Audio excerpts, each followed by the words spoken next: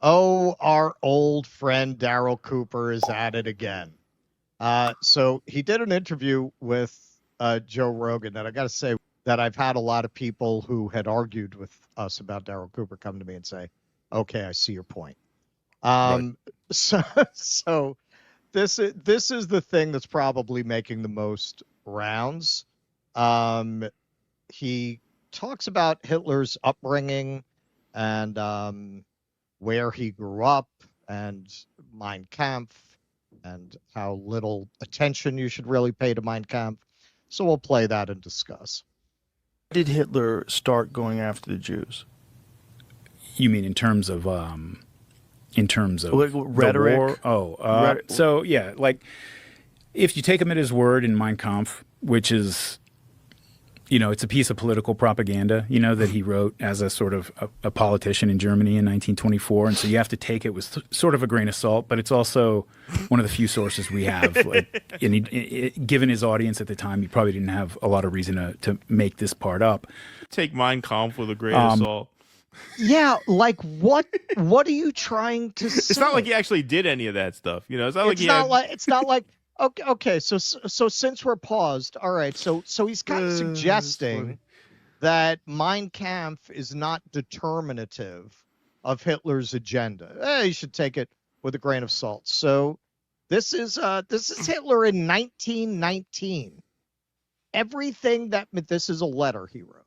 Yeah. Everything that makes the people strive for higher goals, be it religion, socialism, or democracy, is to the Jew merely a means to an end, the way to satisfy his greed and thirst for power. Sounds like he was pretty clear on what his goals were, and he had great follow-through on those goals. You got to give it to him. He was saying in 1919, this is what he was going to do. So what he means by take Mein Kampf with a grain of salt is I leave that to the interpretation of our viewers.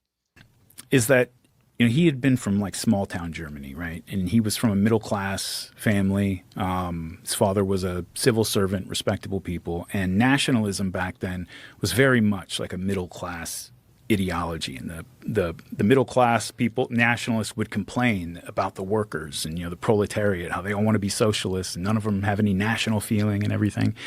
And Hitler really didn't grow up with any really even knowledge of the Jews. He says his father, he never heard him say the word, and if they had any in the small town that he lived in, like they were apparently well assimilated because he didn't know about them. And so then he moves to Vienna when he's a young adult, and there's a lot of Jews in Vienna. And he starts to, he's at the bottom of society now. He's literally living in shelters. He's hungry all the time. He's like down with the underclass after having grown up in the middle class. And so he's starting to get a look at what the German people, the German masses, that he's like sort of as a child and a young man is like worked up this deep sense of like nationalistic fervor. He's actually getting an up close look at the underclass in Vienna, and what he sees is not particularly impressive, which is often the case when you can have sympathy for and want to lift up the underclass in any society, but the reason you want to do that is because they're often living degraded lives in degraded circumstances. And so he gets an up close look at this, and he doesn't like what he sees. And he says in Mein Kampf that it really caused him like a moral crisis, an ideological crisis. He's like, are these the German people? Like, really? This is what we're talking about? And then he says, and this is the way he relates it. He says it was actually the key that unlocked everything else for him, is that he would say he realized, we could say he came to believe that yes, these German masses, they are in a sorry state right now, but the reason for that is that they're being manipulated by the Jews. Okay. Cooper doesn't even know which country Hitler was born in. Quote, Hitler grew up in a small town in Germany. Hitler did not grow up in a small town in Germany. He grew up in Austria. Hitler moves to Vienna. He's starting to get a closer look at the German people, the German masses. Vienna is not in Germany. It's Austria. I know that Americans can be geographically challenged, but for goodness sakes, this guy is supposed to be a World War II historian. He is someone who has a large following and is platformed by the likes of Rogan and Tucker Carlson. People take him seriously. Goodness knows why. And this from Bill Marsh. I suppose if you accept Hitler's contention that Austria does not exist, it is really German, then it would be correct. Then again, don't tell that to my grandmother, one half Austrian. It would make her mad, and you wouldn't like her when she's mad. Mein Kampf was started in 1923 and published in 1925, not 1924. It was a manifesto, not propaganda. Hitler was radicalized in the army, not by observing the working class. Is there nothing this guy can get right? Not much, not much. Okay, so you might say that's a little nitpicky, but he goes on to explain that in order to not run afoul of the German people, Hitler was very careful not to express his anti-Semitism in his speeches. It's not like Hitler was going and giving big speeches at City Square in Berlin, going on and on and on about how we're going to kill the Jews. And the German people said, right on, like, let's go do it. That was like the speeches that are out there where he is talking about the Jewish question, like almost all of those are like internal Nazi party, like rally speeches, they're not him. He had to be careful about that. Like in 1938, which is pretty far down the line when Kristallnacht happened. It was kind of a nationwide pogrom against the Jews in Germany that was launched primarily by Goebbels, the propaganda minister. But there was outrage in the German cities. People in Berlin, a lot of the places were outraged by what was going on. And Hitler had to actually get on the phone with Goebbels and say, cut this shit out. Like, this is not good. Like, not because he loves the Jews all of a sudden, obviously, but because this is bad propaganda. People are. Okay. All right. So, and I just want to say, and this is very typical of Cooper, it's pretty well known that the Nazis never won more than 1/3 of the vote in Germany. Right. So this is not, he will very often present commonplace understandings as if he's revealing some hidden truth about Germany. It's very well known by anyone with even a passing interest in the subject that most of the German people did not support the Nazis. But he's conflating that with his own interpretations, his own opinions, and his own spin, which is completely inaccurate. So Hitler gave multiple, this is a community note he got on this, Hitler gave multiple anti-Semitic speeches prior to chancellorship. There are only two, this is a quote from 1922, there are only two possibilities, either victory of the Aryan or annihilation of the Aryan and the victory of the Jew. Now, somebody pointed this out, referring to the same speech. Hitler first called Jews a pestilence in a public address in 1922, but please keep giving this pseudo-historian a platform. Now, he actually responded to this. Such a disingenuous liar. First, the quoted phrase in the post you're quoting didn't come from my mouth. Goldman made it up. Second, Hitler was not a major public figure in 1922. He was talking to beer halls full of street toughs who would form the core of the SA, not large crowds in central Berlin, which is what I actually said. The whole point of that segment was that most German people weren't supporting him due to his anti-Semitism, and he well understood that he needed to tone it down in front of mass audiences. Take it from Ian Kershaw or John Toland if you won't take it from me. Okay, so first of all, the fact that most of the German people did not support the Nazis does not necessarily mean it was because of the Nazis' anti-Semitism that they didn't support them. The Nazis had a lot of reasons for respectable middle-class people not to want to support them, aside from their anti-Semitism. But aside from that, he's saying, no, he kept that on the DL. Well, 1920, he gives a speech titled, Why Are We Anti-Semites? To 2,000 people. That doesn't sound like a few SA guys in a beer hall. 2,000 people. The speech was interrupted 58 times by cheering. Doesn't sound like he was keeping it on the DL. Now, I will give him He was this. doing Netanyahu numbers with those ovations.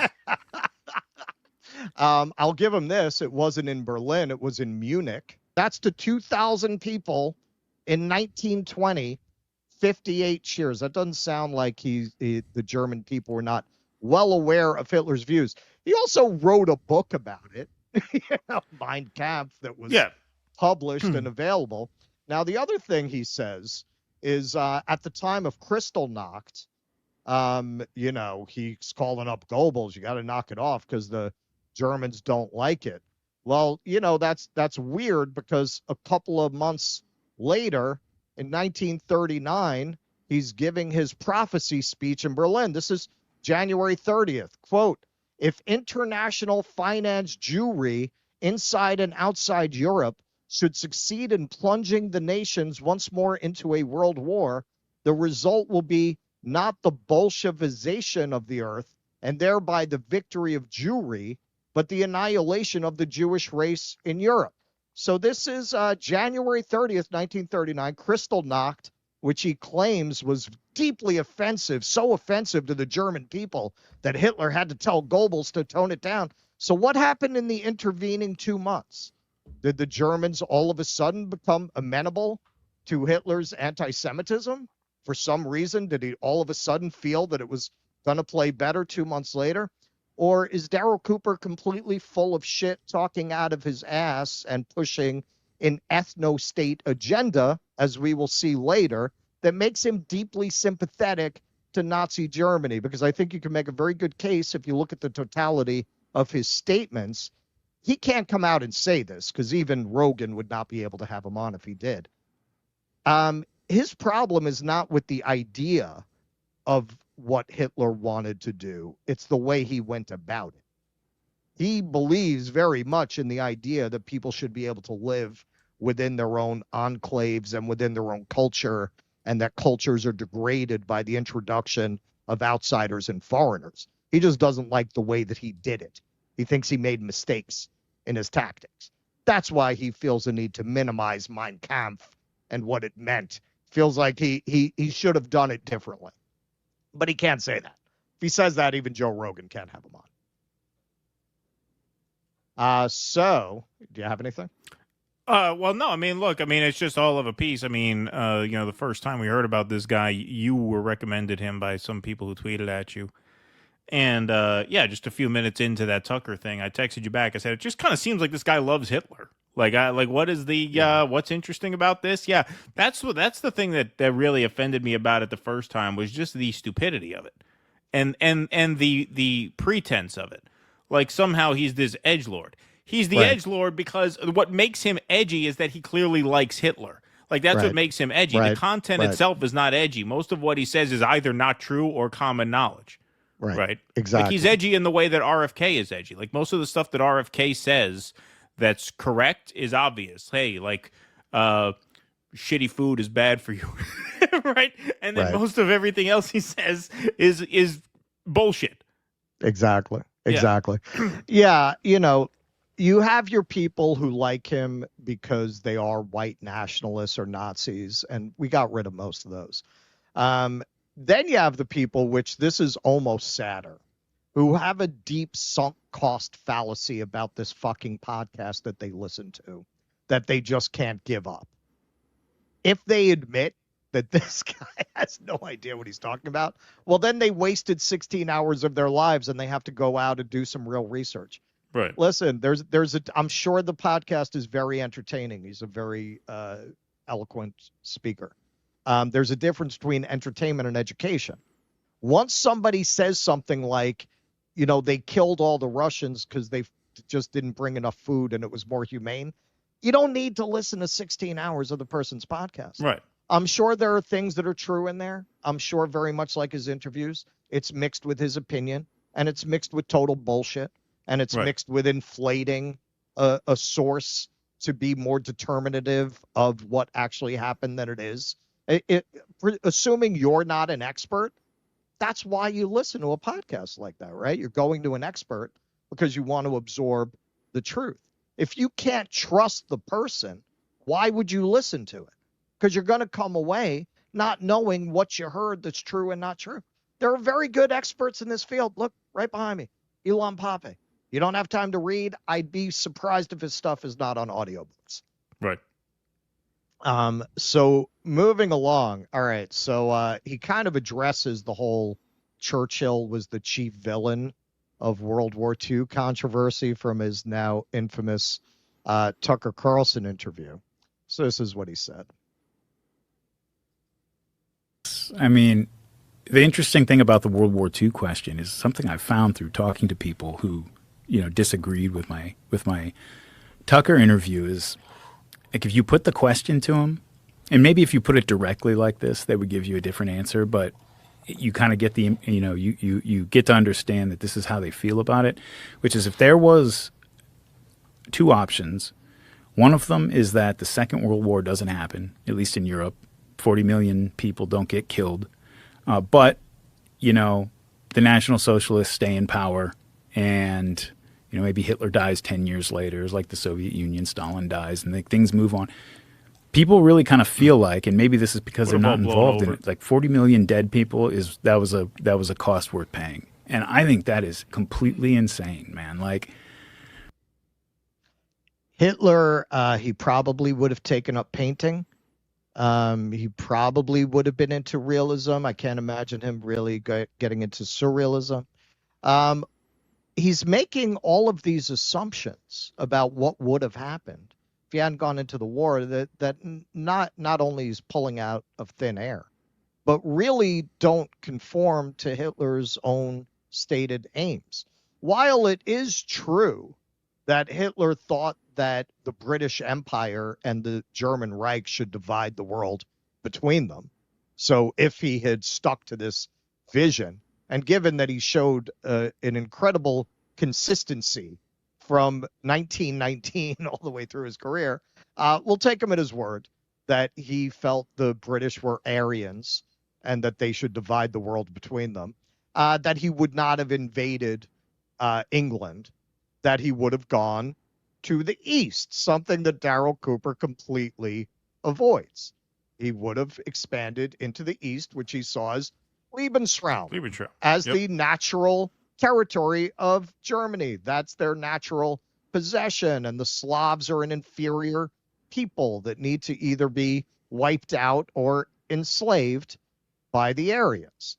So the idea that if Churchill had not fought Hitler, that would have been the end of it, and Hitler just would have lived quietly for the next 10 years. There would have been no more violence. What it is there's this rabid Russophobia and anti-communism that is very typical of a certain kind of right-wing ideologue. He doesn't really give a shit what Hitler would have done to the Russians. He only cares about what Hitler did to the white people, what he considers the white people, the northern people, the good people, the Europeans. He doesn't, very much like Hitler himself, he doesn't really see the Slavs as worthy of that kind of consideration. Yeah, no, he'd have no doubt have killed tens of millions more, obviously. And look, I mean, he just says it right there. I mean, he said this last time. He said that the Allies should have surrendered after Dunkirk, which implies he wishes Hitler had won the war. And now here he's saying that the war wasn't worth fighting because, the whole thing would have blown over anyway. Right. Right. I mean, 10 years, he would have died. It would have been all right. Yeah. You would have just had a permanent racist German Reich governing a huge swath of the Eurasian continent. It would have been fine. And why does he assume he would have died in 10 years? I mean, what was he, 56 when he died? So he would have been 66, which was about the average age, I think, for someone who was born in that the time. Best health care. Right, but he could have lived longer than the average person. Well, of course. Yeah, that's what I'm saying. He would have gotten the best health care. Exactly. Why do you think he would have been dead in 10 years? Yeah, I think he's going off of... Why would that have made things okay? Even if he died in 10 years, he would have had Goebbels succeed him or one of the other goons in his circle. Yeah. So it's an interesting take on Hitler. He probably would have died soon anyway. So then, all right. So this is really where he gives away the game. And I think this is where a lot of people get confused about him because they don't understand how he could support a Palestinian state and a Jewish state and also have this obvious sentimentality about Nazi Germany. But it's completely consistent if you listen to what he says about ethnic neighborhoods, ethnic enclaves, about immigration. He speaks sympathetically about blacks in South Central Los Angeles being displaced by Latinos. He speaks of how the, according to him, not white Lithuanians in Marquette who hit MLK in the head with a brick had a point because they had established themselves in that neighborhood and were protecting it from outsiders. I've never called him anti-Semitic per se. I think he's a crackpot who believes very deeply a place for all people and all people in their place. If you're black people and you want to keep anybody who's not black out of your community, well, that's fine. But you have to think through, okay, so what does that mean when a guy who's white as milk says that? What does he think about white neighborhoods and white countries? This is not an unusual view of white supremacists. I would argue the idea of genocidally exterminating everyone else on earth would be the exception rather than the rule. This idea of walling off ethnic and cultural units into their own place and putting everyone else in their places, I would say that's probably more common to your average Nazi or KKK member. Okay, so he gets into this a bit in this podcast. So somebody commented on it. Let's play the video first. All right, so he's talking about the Naturalization Act of 1790 here. Naturalization law. I think it was the first naturalization law on the books in the United States, 1798.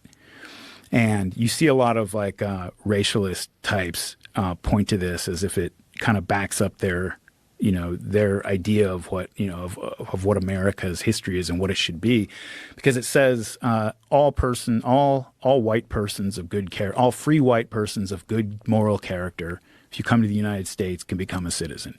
And people see that and they focus on the white part and they say, see, they wanted America to be a white country or whatever. That is totally the wrong way to understand that law. I mean, if you were to go to like France or Germany or England or whatever, for them to pass a law that said anybody in the continent, any European, you guys can come over here and we will make you a citizen with the full legal rights and privileges of our richest citizen. You will be an equal citizen. You can just come here. Radically open. I mean, really like a revolutionarily open kind of law, especially back then. You got to remember, like, the Europeans still had another 150 years of just wantonly slaughtering each other, left still ahead of them. You had like today, I mean. Okay. All right. So he's arguing that this act that declared the United States open to white Europeans for citizenship exclusively was actually not racist for its time. It was radically open. But that's actually not really the most interesting part. It's the way he applies it to now. So somebody took exception to this formulation or misinterpreted it. I like Darrell, but he is wrong about the Naturalization Act of 1790. Yes, it was obviously radical in that it included every European ethnic group as citizens, but it was exclusionary to non-Europeans, as the rest of our immigration policy was up until 1965. Put this way, that's not true. Put this way, America was the first white nationalist country to exist. And that, the fact that this person's saying that is a good example of the kind of ignorant audience that Cooper depends upon. We did not limit citizenship to white Europeans until 1965. That's not true. Right. Put this way, America was the first white nationalist country to exist. The prime reason we continue to have internal ethnic strife is because we are importing too many people that are genetically too far apart from us. Importing Italians and importing Indians are not the same thing and never will be. The 1924 Immigration Act was the correct one, and for anyone unfamiliar, so very much like now, there was an enormous anti-immigrant backlash in the late teens and 20s. But at that time, it was against Southern Europeans and Eastern Europeans. So in 1924, they created an immigration law that limited immigration to, I don't remember the exact number, something like 2% of the total population as represented in the 1880 census. So essentially what that meant is no more Southern and Eastern European, because who was in the country in large numbers in 1880? It would have been Northern Europeans predominantly. And that wasn't completely reformed until 1965. That's really what he's mixing up there. So Cooper actually answers him. The main reason the law was restricted to whites was not to prohibit mass third world immigration, because no one at the time could have conceived of such a thing even being taken seriously. It was to keep states from gaming the system by including blacks and Indians as citizens to goose their electoral representation, and to keep the Spanish and French from driving all their non-white subjects into the U.S. states. The point I'm trying to develop is that from the beginning, America had to be radically open if we were ever going to conquer and settle this continent. But by the 1960s, it had become a deeply embedded moral imperative that we couldn't switch off when the global South started arriving. And I think that ethic got exported to the European countries under U.S. influence. So he's telling you right here that he believes in a white ethnostate. He's saying the problem with America is we misinterpreted our openness to all kinds of Europeans to mean that we need to be open to all kinds of people. And then we exported that ideal to Europe, who then allowed non-Europeans into their countries. He could not be more clear. Well, actually, he could be more clear. Do you really see no difference between assimilating European Christians and trying the same with great masses of people from the global South? Our failure to assimilate our native black population should have been a warning. You're talking to me all wrong. It's the wrong tone. No, this is not a guy who would be sympathetic to the core project of Nazism at all. At all. This is not at all why he's obsessed with rehabilitating the Nazis while claiming to disavow them so that he keeps getting invited on podcasts. Daryl. The lesson of the Jews in the 40s and of the Palestinians in the years since is that every people needs a state dedicated to their interests, and those who don't will be forever vulnerable to abuse by those who do. That's it right there. This is why he could be sympathetic to Israel and also like the idea of Nazi Germany, because they're both ethnostates. He likes the idea and that the Palestinians should have a state. It's not about anti-Semitism. He's a crackpot. So somebody responded to him, somebody a little more racist than him. That might be true, but do you honestly believe that renegotiating our national identity is the equivalent when doing it with Europeans versus the global South? And he answers, of course not. Trying to do it with the non-Euro, non-Christian masses has disordered our collective identity, possibly beyond repair. Now, I know there are going to be people who watch this clip who like the language he's talking, and okay, I think there are a lot of people who just cannot give up that they listened to a crackpot's podcast for 16 hours and came away thinking they learned about the Middle East that way. They just let it go, man. Let it go. Yes, you spent a lot of time listening to a weirdo, freak, white supremacist moron about a very complex history that you certainly could find, as you can see on the shelf behind me, better sources for. Yeah, hey, look, we spent a lot of time listening to Bernie Sanders, you know. Sometimes it works out, sometimes it doesn't. Sometimes it doesn't. Let it go. All right, so finally, just one more example of the kind of buttons he pushes and the kind of accuracy you can expect from him. This historian, Daryl Cooper, went on Joe Rogan and claimed, quote, "This isn't like a conspiracy theory. Ireland is on track to be minority Irish by like 2070. Yes, it is a conspiracy theory. He should try reading more before talking." So let's hear him. You can Let's hear him talk. look it up. This isn't like a conspiracy theory. It's the first things that come up on Google if you look it up. That Ireland is on track to be minority Irish by like 2070 or something like that. It's like, I don't like that. People think of diversity as like every place on the planet should look like Jackson Heights in New York, and like then we're diverse. But to me, that's not diversity at all. Diversity is I go to Ireland and it's Irish. I don't know who represents Jackson Heights in Congress, but they should really do something about this guy, because he's really got a thing about Jackson Heights. Okay, so what he said is total bullshit. So, not surprisingly,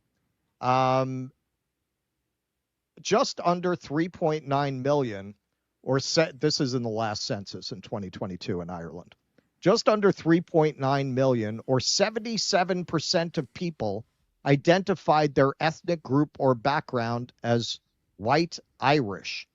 The next largest ethnic group was any other white background at 10%, followed by Indian, Pakistani, Bangladeshi at 2%, and black or black Irish at 1%.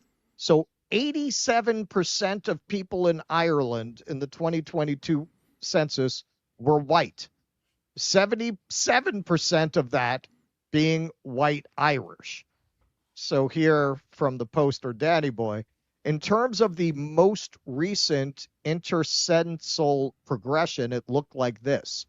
Born on this island, 2011, 5,367,374 of 6,392,132, 84% born on the island in 2011. By 2022, it had dropped to 82.5%. If that relative decrease continued, persons born on this island would become a minority in the year 2318. So, he said it's not a conspiracy theory, but sounds like a conspiracy theory. And hey, we've been sympathetic to the idea that in many countries, I'm not an expert on the situation in Europe and the numbers, but I live in America. I've always been of the opinion that they could have stopped immigration at the border if they wanted to, and that they were trying to destabilize the labor market.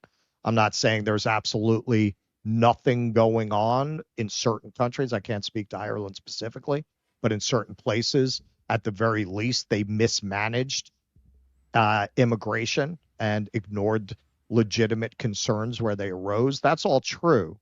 But Darryl Cooper is playing on that to stir up racial animus in people that is far beyond the scale of the problem that he's describing, as you can see from the numbers here. Yeah, and most of these podcast hosts who crawl up his ass are doing the same thing for exactly the same reason. They have no class analysis of this at all.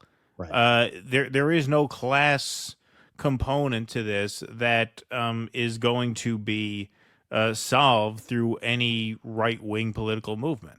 I mean, if amnesty for white South African farmers doesn't give away their motivation, I don't know what does. Yeah. Like this is clearly not about labor to the people who are pushing this most loudly. I'm not saying there's not a component. I'm not saying there's no material component to the issue. That's clearly not the button being pushed, because that's clearly not where the movement is coming from, at least from the top. Obviously. Right. Well, they want to get you angry at everybody except the billionaires robbing you and not paying any taxes. Of course. Yeah. And everybody else. You could get angry at anyone except rich people. Right. Everyone except rich people. So, hey, a lot of the people who would support Darryl Cooper, they're very fond of calling people snowflakes who won't debate, who won't back up their arguments, who won't sit with, non-friendly interviewers. But Darryl Cooper is probably the biggest snowflake around, I can imagine, at his level.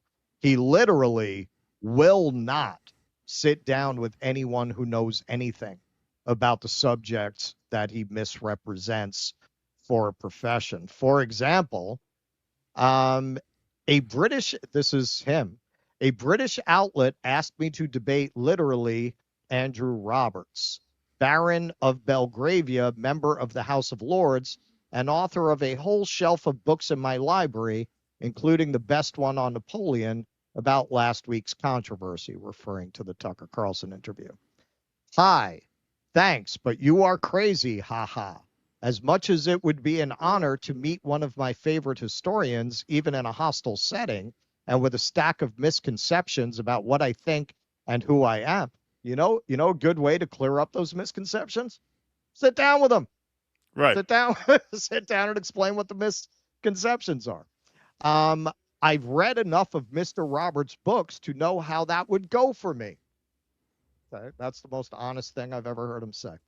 Perhaps I'll take you up on it after I've finished my upcoming podcast series on the topic. Don't hold your breath, folks. And my thoughts are more fleshed out and organized, though I imagine, or at least hope, that all this will have died down to the point that there'd be little interest. Well, not much chance of that. So it isn't just Lord Andrew Roberts that Daryl Cooper is scared of. Even rando podcast hosts who say things like, the idea that Daryl Cooper, this is what he tweeted. Would everyone still be rallying around Mahmoud Khalil if his name was Otto Schultz and he'd been demonstrating for the view that Winston Churchill was the chief villain of World War II? To which I responded, the idea that Daryl Cooper isn't a half-bright Nazi apologist of the kind you'll find in bar rooms and barber shops all over the country is the load-bearing myth his career depends on. And lo and behold, boom, locked. So now we're both blocked. So I guess that's the end of the line. That's the well, I have a burner. I can still, I can still read his stuff. Now when they block you, sometimes you could still see their stuff. You could can't still see their stuff. I could interact from my burner. I mean, I don't have a reason to. But hey, man, this guy's an expert. And then you have people now, because apparently, I guess he says I'm not a historian. Okay, well then why are you taking him seriously? You can't have it both ways. You can't tell me, nah, man, this guy, he really knows what he's talking about, and then when you call him out on misrepresenting the fact, say he never said he was a historian. Okay, so then why are you supposed to listen to him? Yeah. Like why are you? If you just want to be entertained, I get that. That's like Saving Private Ryan, right? Like you don't watch that to learn about World War II. You watch that for entertainment, and there will be some things that overlap with facts about World War II, but it's not about World War II as a historical document. If you view it that way, you find them entertaining, I get that. But if you're building your worldview around somebody who is constantly wrong on the facts, is constantly distorting things, even where he might be representing something that's truthful, his interpretation is completely insane. And he has very well demonstrated that his vision of the world is a place for everyone and everyone in their place, which is historically illiterate on its own premise. You're arbitrarily deciding this is British culture at a moment of cultural fusion. On the Eurasian continent, there is no such thing as a culture that has not taken ideas and concepts from other culture. It's in our music. It's in our language. It's in our clothing. It's in our math. Like, what are you going to give back gunpowder? Like, where does the pure British culture and French culture start and end? You can't find it because there has been, for the entire history of civilization, cross-pollination across Eurasia. There is no such thing as this pure culture unto itself. Yeah, no, look, I mean, it's a sad scene. If you're going to be this sort of like half-assed contrarian edgelord, if you're going to try to pull that off, World War II is a very difficult topic to try and pull that off with, because it's easily the most studied historical event of the 20th century. The anti-Semitism, and racism, and not just racism, but the genocidal intent of Hitler and the Nazis is among the most well-documented facts of the 20th century. Right. So it's very difficult to pull off this sort of edgelord contrarian thing on a topic like this, which has been so thoroughly studied. The first interview, which we actually watched the whole thing of with Tucker, was basically he's repackaging the basic historical truth that the Nazis would not have come to power had Germany not been so harshly punished after World War I. I mean, that's pretty much it's a very commonly held opinion. I would argue that's the mainstream opinion. We demonstrated when we covered it that his villain of World War II, Churchill, wrote that several years before the war. Right. That the reparations had driven the Germans to Nazism. Well, of course. That is not only a widely held opinion. I would argue that's a mainstream opinion. I would argue you're probably on the fringe if you don't believe that, right? But what gives him his audience is that he does not criticize Adolf Hitler in the way that most people feel he deserves to be criticized because he was a genocidal racist. He calls that a load-bearing myth. Now, he doesn't go straight up into denialism, but he calls it a myth in the sense that it's a story we tell ourselves in very simple terms, and that our failure to look into that explains our incuriosity about war in general. He tries to make a big philosophical point by repackaging and sort of, putting a frankly, yes, a Nazi sympathetic perspective on some basic historical facts. That's his shtick. Right. That's why people know him, because that's his angle. His angle is he's the popular historian who likes Hitler. And, Nazis can't come out and say that they like Hitler because it's not acceptable to do so. Right. So they always package it in some weird, clever way. Right. Well, it's not that I like what he did, but he was forced into it, and a lot of it was an accident with the Russian POWs. I mean, it was just obvious nonsense from the start of it. I couldn't believe that so many people thought so much of this. I mean, when you sent it to me, I'm like, really? We're gonna do this? This guy just seems like a guy who loves Hitler. Well, and then it was even more shocking that we had so many people who were that fucking stupid watching us. I honestly, I was very surprised. I was very surprised. Right from the beginning, he says in the Tucker interview, the way people commonly understand this is that the German people were, they were normal and cultured, and then all of a sudden they went crazy for a few years and they were fine again. And obviously, as if that's a common understanding. Literally nobody in the history of the world ever said that. Right. Nobody's ever. The question of why the Germans turned to Nazism, how Germany, this cultured, civilized society, turned to that, is arguably the most studied subject in history. It is arguably the single most studied question of history. Your audience, you have to be relying on having an audience so fundamentally ignorant of the most basic conversations around this subject, or any subject really, that you can say something like that without being written off by that audience. And he's right. He's right. His audience is that ignorant. Please clap.